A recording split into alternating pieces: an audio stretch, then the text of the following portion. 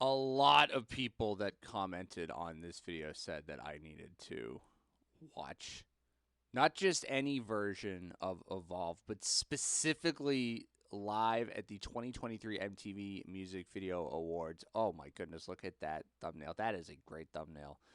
All right, let's do this.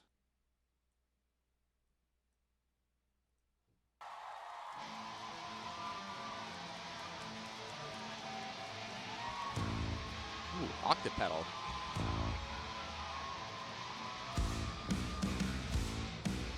You don't know how bad I'll get. A simple moment to forget. I'm not in danger of the danger. Folks are not to find your worth. It's Wow, look at them. It's a great setup to the theater in the rounds.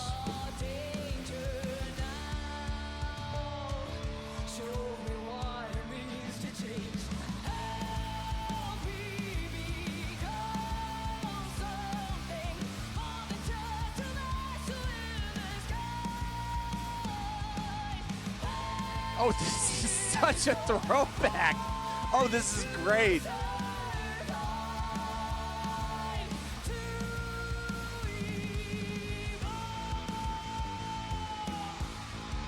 Oh, that's cool.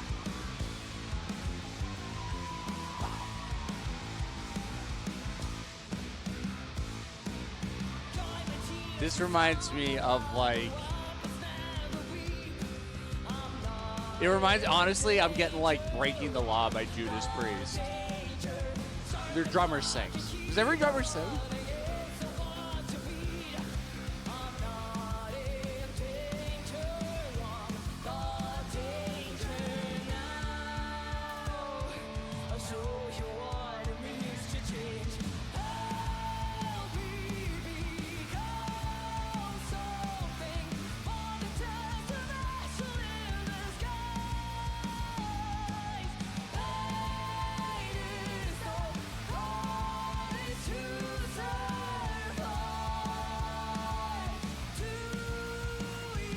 It's like there's only 3 of them on stage, but it's.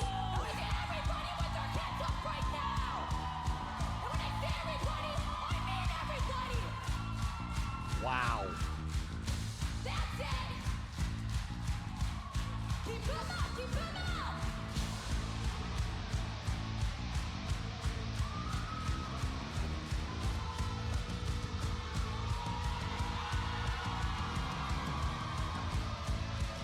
Oh, they're a lot of fun. They're intense.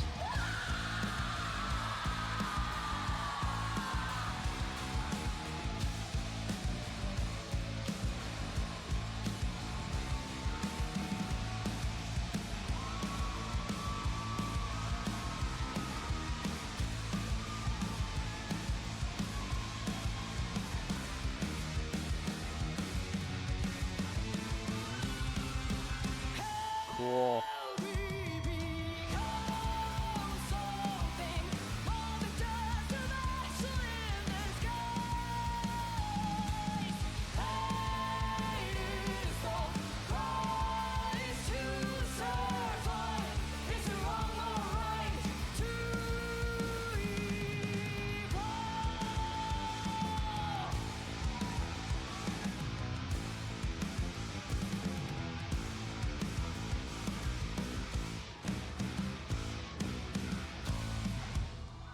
Wow.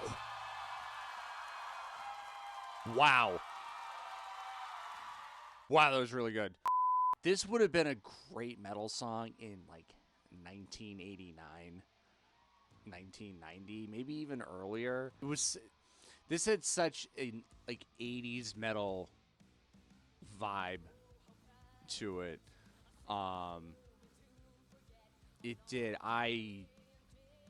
And also cuz like the notes are the same, but it reminded me a lot of Breaking the Law by Judas Priest. There I was completely wasting, out of working down. All inside, it's so frustrating as I drink from town to town. Because though nobody cares if I let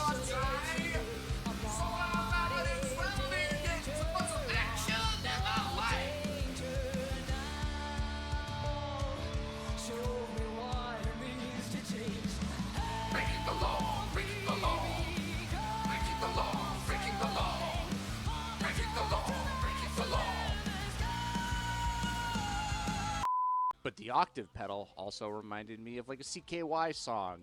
And sometimes when you only have 3 people, when you only have a guitar player and a bass player, you lose a little bit. Like when the guitar player goes off to do something solo and it's only the bass supporting you. Like that's not a problem like Bandmate has ever had because they have, Miku holding it down with her rhythm parts. But there's still like this great full quality to this song Evolve. I understand why this was such a this was like on the tip of everyone's tongues when it came to recommending like what the Warning sound like live. This is an A+ performance. Everything about this is just so it's vintage, but oh God, how do I put this? It's like new vintage. The sound, the progressions, the breakdown, like everything about it, like you can hear the roots that these 3 women have in metal that predated them by, gosh, 30 years. Maybe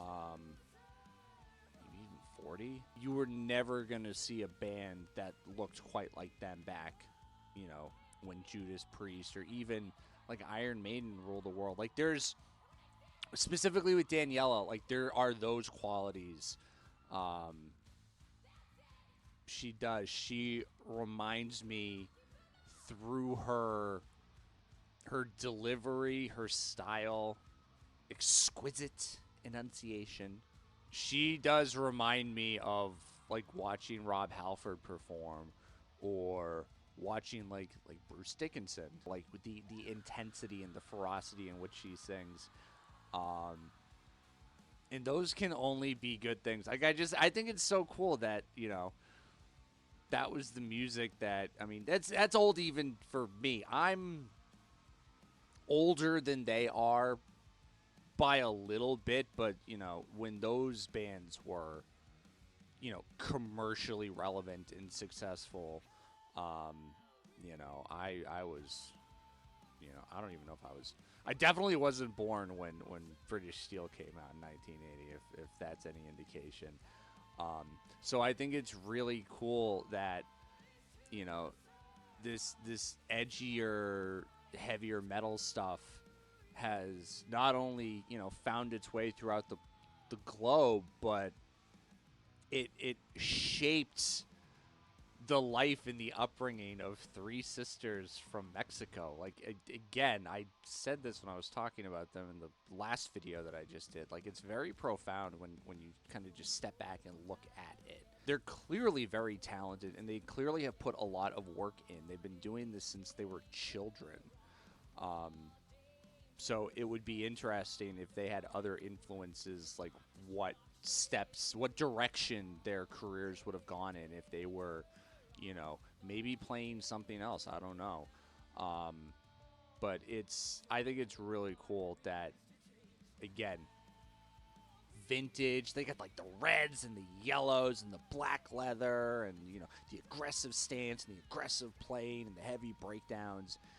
And it's 3 young women, 3 sisters that, can rock as hard as anybody. Like, I think that's excellent. I'm really happy that this was my first look into the Warning. I want to go learn that bass line.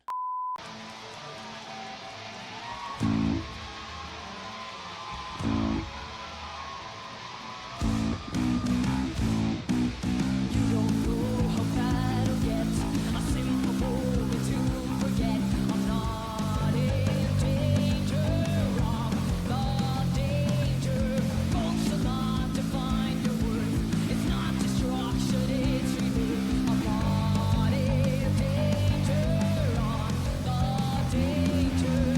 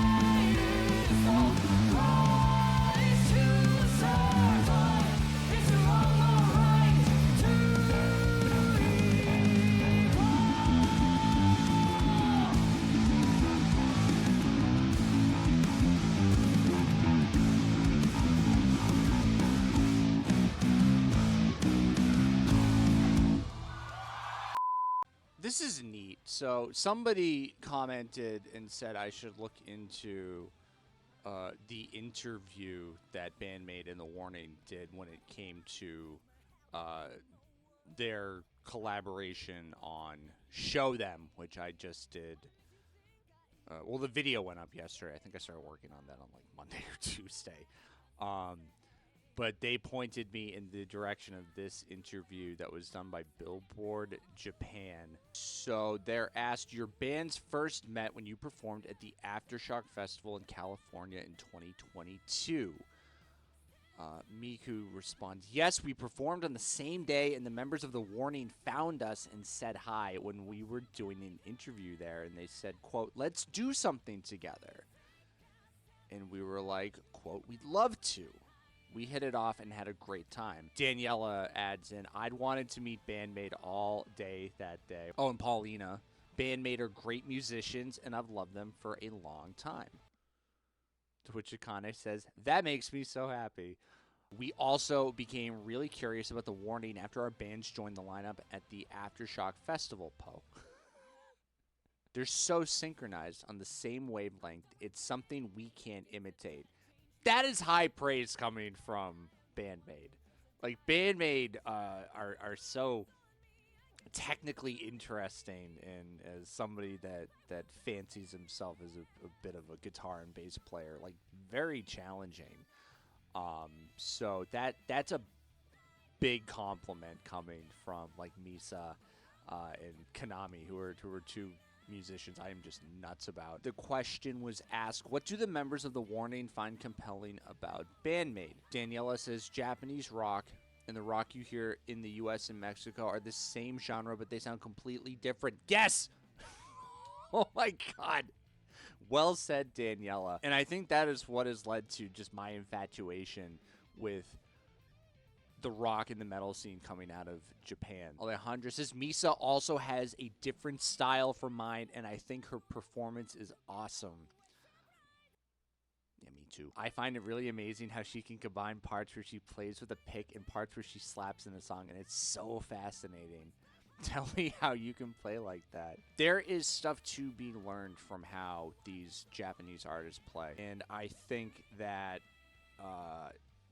you don't necessarily have to be a musician to appreciate like what you're listening to. I think that's why these bands like Bandmate and even Gacharic Spin, who's another, big fan of, are so popular amongst other musicians, because there is this different approach and there is this really high level of ability and technique that, like, I just want to learn and watch how they play and try to emulate what they do, because it can only help me become a better musician and have a greater understanding and appreciation for music. Say, by the way, do you know why Miku ends her sentences with Po? Saiki, tell them why you say Po. Tell them who you really are. Miku says, I'm Kobato, meaning I have a little bit of pigeon in me, Po. That's why I end sentences with Po, which is the sound a pigeon makes, Po. There's so many wonderful positive things that can come out of like two really talented groups like this working with each other.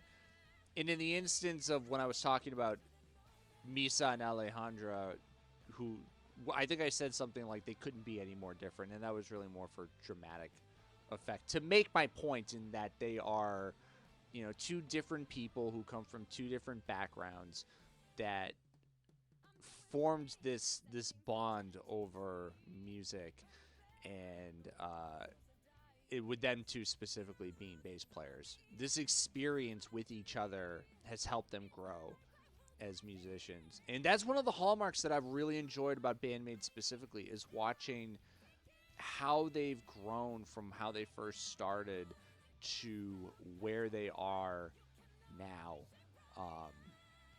I love that in any musician, because you know that it takes time and effort. You don't just like wake up one day and become better at something. Like, you have to put in the paces.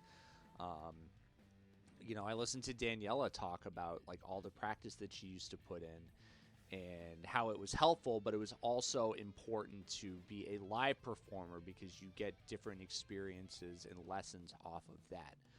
I liked how Akane was saying that this brought like a different level of performance out of her. And watching Paulina perform for that MTV Awards crowd, like you can see that. I don't like to sit and say that, you know, this player is a better player than this player because it's all relative. Like I don't believe the music is perfection, and that's why I enjoy it so much. Like you can be good at something. I think it was really cool that Paulina looks at Akane and says, there's some things that you do that I find to be very challenging. And Akane, later in that interview, says that her passion towards performing has intensified through working with The Warning. Saiki saying, like, I've never worked off another vocalist in the way that I had done with Daniela, and I learned, you know, better pronunciation of English, you know, challenging myself with something that's in a higher key. This experience of watching bandmade work with a Western band like this and the subsequent growth that has come from all members and all parties involved after working on this song, it's only going to be good for both groups. Well, that got a little out of hand, I guess. If you made it to this point of the video, thank you for watching. Thank you for sticking with me up until now. These three sisters are so much fun to watch, and I look forward to learning more about them and seeing them continue to progress in music. Because I think that there's just not enough bands that sound like this and are pushed to sound like this. They are very, very vintage throwback sounding. I love it. I guess I'll get into this now, because if you made it to this point in the video, you obviously have some kind of some sort of investment in me and this channel, and I appreciate that greatly. Like, it's been a wild year plus now of putting these together, and I really have enjoyed this process and getting to learn about new music. It's very gratifying to continue to meet and interact with so many people who share the same love of music that I do. So I'll put this in here in the interest of just being, you know, completely honest about my circumstances. I lost my job this week. It was a job that I held for, it's going into my 9th year in October. It was a job I did very well. It was a job that a lot of people did not want me to leave. The TLDR is there were changes being made where I work. They told me while I was on vacation this week, too. That was a lot of fun. But they wanted me to come back, my company. They wanted me to come back and continue to work and grind and be a salaried employee that works far too many hours for quite an appalling amount of money based on on what my my job title was. And I went in there to negotiate for a salary increase, and not only did they not negotiate, they frankly insulted me. And yeah, that was on Thursday, and it's tough. It's tough, and I didn't want to leave, and it's a weird place for me right now, officially being unemployed. There's a couple things I have irons on the fire, so to speak, but I say all that to say this, like, I really have found that I enjoy, like, trying to make content that people really dig, and, you know, making people happy and talking about their favorite music and what's turning now into my favorite music. And this channel has been like an oasis for me. because I developed some like real depression working for this place as long as I did, for a litany of reasons that I'm not going to get into right now. Um, but that's where things are for me. Um, it's basically me starting over. Um, and I have never been one to ask for help. It's never come easily for me. I'm a problem solver. I like to think of myself as a problem solver. But if you do enjoy my work and my content, again, thank you. Like, really thank you. Um, Tell a friend, share a link, like, subscribe. I'm going to say all that stuff. Like and subscribe if you have enjoyed my content up until now. The upside of not having anything, taking up my time in the interim is that I'll hopefully have more time to sit down and refine my YouTube chops and my content creation chops. But it would help this channel. It would help this channel grow, which was a goal regardless of if I was gainfully employed or not. And even when I was employed, I don't know how gainful it was. But yeah, there it is. That's my it's Moda's big moment of honesty for the day. And I feel better after sharing that instead of just, pretending that everything is sunshine and rainbows. Just let you guys know that I do love doing this. And I've been working through some crap in the meantime, but it's not forever. And I think that I will be better off for it in the long run. That's me rambling far too long about my private life. We're here for music and fun and happiness. So thank you for watching. Thank you for everybody that told me to go check out this performance by The Warning. It was so much fun. It was stellar watching these three women play. Thank you to The Warning. Thank you to Bandmade for their collaboration and giving me a reason to do another follow-up on this video. And, of course, thank you so much for watching. Don't mean to point at you like that. I will see you in my next video. Roll credits.